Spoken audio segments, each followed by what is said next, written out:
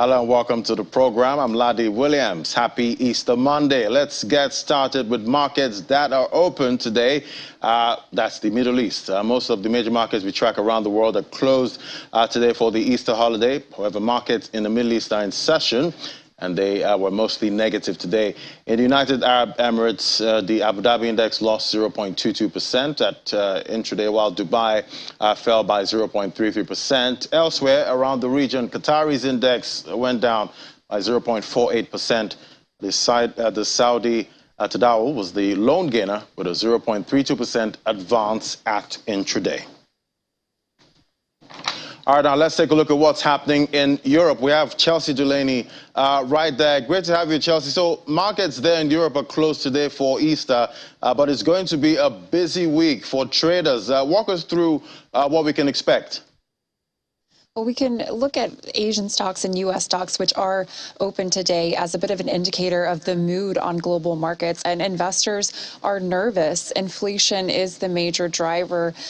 Investors are trying to figure out whether these inflationary surges we're seeing around the world are temporary, as some economists and central bankers continue to insist, or whether they are going to start hitting the real economy, start eating into people's paychecks and making it more difficult for economies to grow. And this week we may get some indications on how that's playing out here in the EU. There's going to be a lot of economic data, some really crucial prints on economic activity. On Wednesday, we'll get EU industrial production. EU industrial production has been holding up over the past couple of months, despite the war in Ukraine, despite renewed outbreaks in China. That's been really making issues with global supply chains. But we'll see if that continued in April. The other thing that's going to be really closely watched, as always here in Europe, is the CPI, the Consumer Price Index. This is the main gauge of inflation on Thursday. That's expected. Inflation is expected to rise 7.5% here in the Eurozone. That's a very dramatic number. We'll see if that actually plays out. The other thing coming up this week to end out the week is the manufacturing PMIs for Germany, France, and for the EU. That will be showing how manufacturing is holding up in April. We've seen manufacturing continue to grow over the past couple of months, but it does appear to be slowing. And so this will really give us an indicator of how these other issues, the war in Ukraine, what's going on in China, are impacting these really crucial sectors here for the economy in Europe. Well, quite a lot for traders to digest. But China's GDP figures are the main focus today, with economic growth coming in better than expected. China is Germany's main, trade partner. Is this a boost for Germany, for the German economy? It does seem to be. So GDP for China rose 4.8% in the first quarter of the year.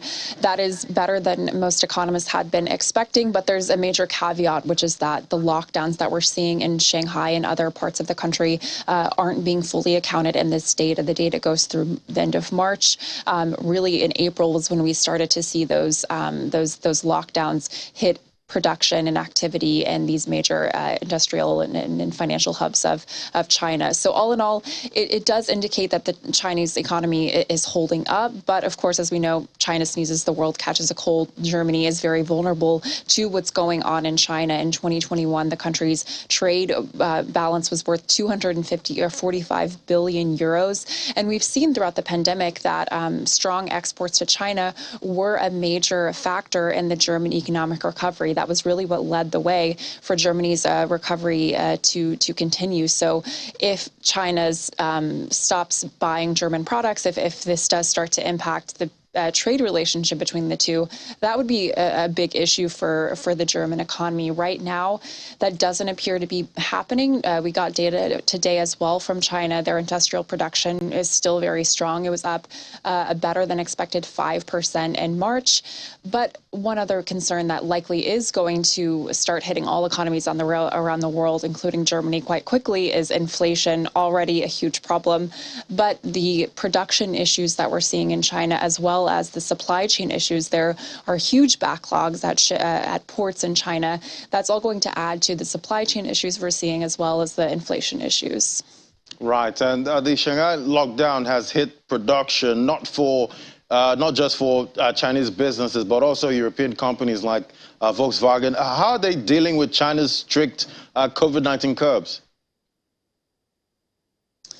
Well, the breadth of these lockdowns are enormous, and any business is definitely having to contend with them.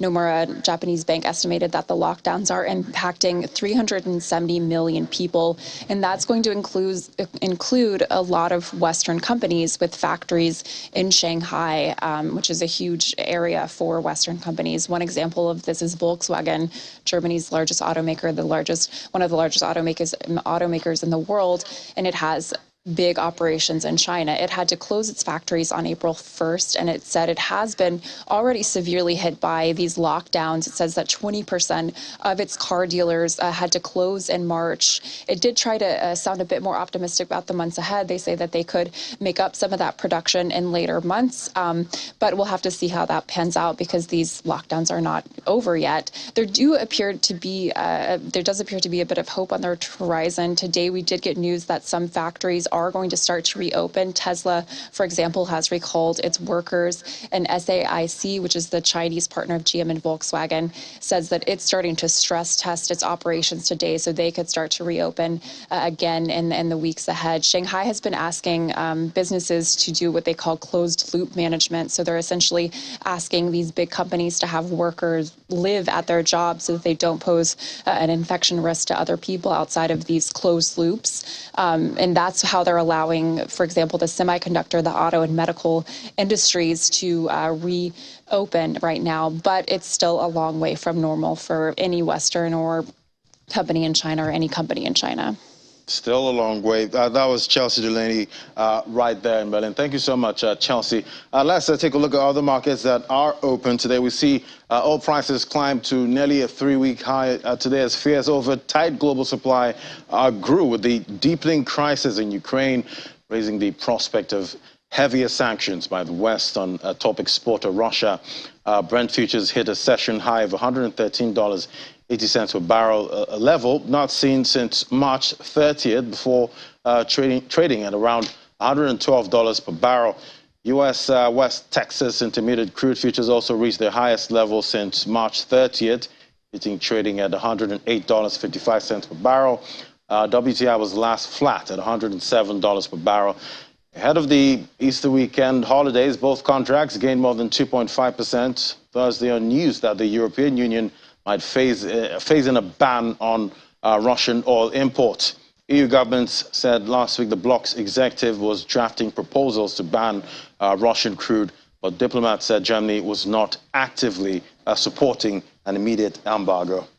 And with the threat of food security exacerbated by the Russia invasion of Ukraine, governments and corporates, as well as individuals, are seeking ways to attract more hands and brains to food production. One of such is in West Africa. It's known as the Agro Boot Camp. Do take a listen. Early in the morning in Toribosito, a rural community in Benin, Jean-Paul Manganta, a Congolese palm wine maker, is working out with other young aspiring farmers. Stretching, jumping, jogging, a military-like program performed in a good atmosphere. Mangata and 20 other participants are taking part in the 7th edition of the Agro Boot Camp, a training camp aimed at teaching a younger generation of entrepreneurs and farmers sustainable farming that works with nature and without the use of chemicals. La raison majeure qui m'a motivé à participer ici, the main reason I'm participating is to acquire knowledge in agroecology, because I am into wine production. I want to control the fruits that I use because I want to preserve our nature. For that reason, we as producers have to control our production chain, and to control this, we have to know what we are using. And for that, we have to learn these agroecology techniques that we're using here. Et pour contrôler cette chaîne de production-là et dans notre chaîne de valeur, on doit savoir qu'est-ce que nous utilisons. In addition to learning traditional farming techniques, the boot campers also participate in marketing courses while living together as a community during the 7-day intensive course. We realized that there was a need for training in this area, so we immediately initiated a very practical training camp. It is true that there are theories, but we delve more into the practical side of things to show them the knowledge, skills, and techniques to practice agriculture in a healthy way. Agroecology is farming without pesticides. We have remedies for the different pesticides and techniques to allow them to have extraordinary yields. As West Africa is facing its worst food crisis on record, driven by conflict and drought, according to aid agencies, the need for training in the region is becoming more relevant. The boot camp concept was set up by Beninese Nigerian NGO. It mixes practical and theory-based learning techniques while encouraging participants to stay in shape. It's a pleasure because you know that your production model is oriented towards a production model that will allow planet survival, and that will not be a destruction factor of the planet.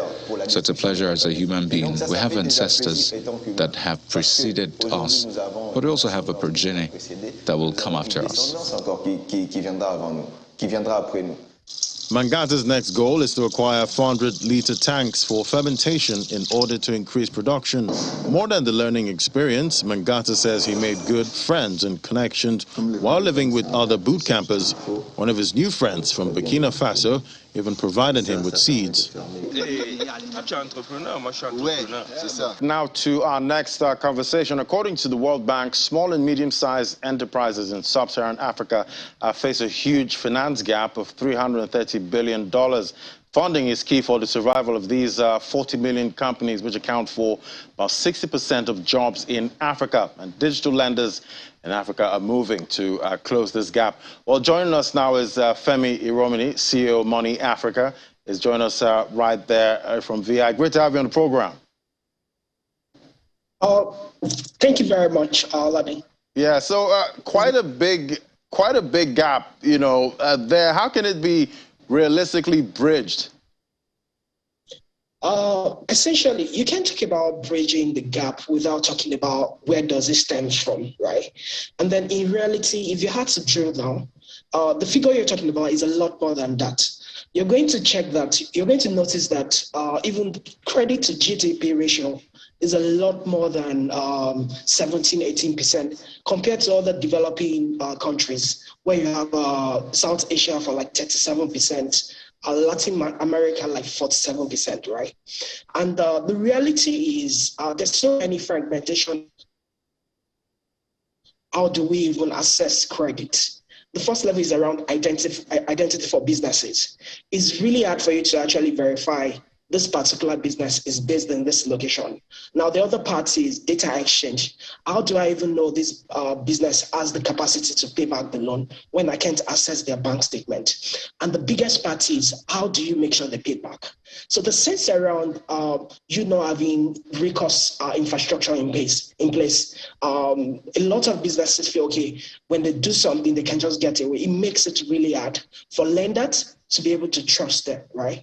Now, when you have to think about, okay, how can we bridge the gap? The first level has to do with the identity part. How do I even verify this business is what they say they're doing, right? And the other part is being able to have access to their data, right? And the third one is creating an infrastructure around the recourse, right? As a lender, I'm very sure that when I give up loan, I have a protection in place where I'm very sure I'm going to get the money back. And to a very large extent, those were some of the things we've been able to develop at Money with our model around community-based lending. The sense is very simple. In a situation where you don't have infrastructure like other developed countries around recourse, around identity, right? What we've done is actually build on the old age system when it comes to community, social trust. And being able to leverage on that, it makes it easier for us to be able to assess their identity. And apart from that, being able to provide a recourse model in place for them to be able to have access to loan. And this has actually helped in terms of supporting small businesses across Africa. Right. But are digital lenders still, you know, using that shaming style, you know, accessing contacts of, you know, most of these lenders and, messaging them, telling them, okay, this person is owing so and so amount. Is that still in practice? And do you see it still happening? So it's something we're very much against, right? It's not decent, right? And to a very large extent, of recent, I saw in the news that regulators are cracking up on them. The better ways for you to actually make people to pay back, right? And the interesting thing for us is being able to create an ethical way for you to actually recover your loans back, right? Shaming people, it doesn't mean they're going to turn out to be a better person in paying back, right? It's not ethical. And to a very large extent, when we put our voices together, regulators also, they're putting in their good works to make sure these practices are not actually obtainable when it comes to financial service space. Quite interesting. But some analysts are of the opinion that, many SMEs fail to secure loans because they are unable to provide, key information about their businesses to lenders. You're a player in that industry. What's the real solution here? So I'm going to pick like four routes, right? The first thing is around identity, right? It should be easy for me to register my business as a small business owner, right? When I'm able to register my business, when the lenders are able to verify, it makes it easy for them to put an identity to it. Now, the other part is around data exchange. I should be able to provide my statement of account, my transaction history to lenders easily. And that is where the concept around open banking is going to help a lot, right? The other part is being able to create a model around recourse. When I know that if I don't pay back, there's a recourse around that, it puts me in shape to be able to do the right thing, right? And essentially, all this boils down to regulators being able to provide infrastructure that supports that, right? And essentially, regulators working with the operators, it makes it interesting. I'm sure there's been a couple of policies around that they're trying to push, but the next part is actually enforcement, right? If there's an infrastructure in place when it comes to verifying identity thoroughly, or even setting up your business across board, and then when there's a model around you being able to provide access to your transaction, to your statement, and the last one is when the recourse is there, it's easier to make loans to be more accessible. It's easier to support small businesses more, right? And the other part is around being able to protect creditors as well, right? Creditors, they have to be protected, but the first level is being able to provide access.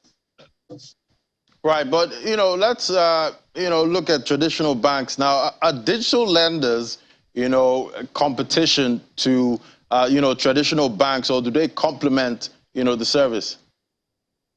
So I'll think of the relationship as complementary, right?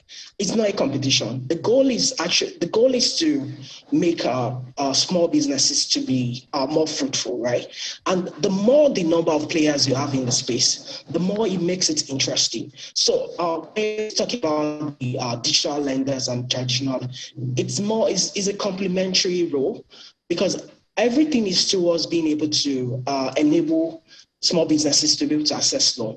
But the question is, digital lenders have been able to take it a step forward where they make accessibility easier. Gone are the days that you have to wait for like a month or two to be able to access loan. If you have the right documentation in place, your identity is good and all, within the space of 2 days or less, you can actually access loan. And the interesting thing we've done with money is such that within 2-3 hours, you can actually have access to loan on the platform. Right. Thank you so much, Femi Romini. Well, it remains to be seen how digital lenders actually step up and bridge this funding gap we have with SMEs in Africa. Thank you so much for coming on the program, Chief Executive Officer, Money Africa. It was great having you. Hey, thank you very much. And compliments of the season.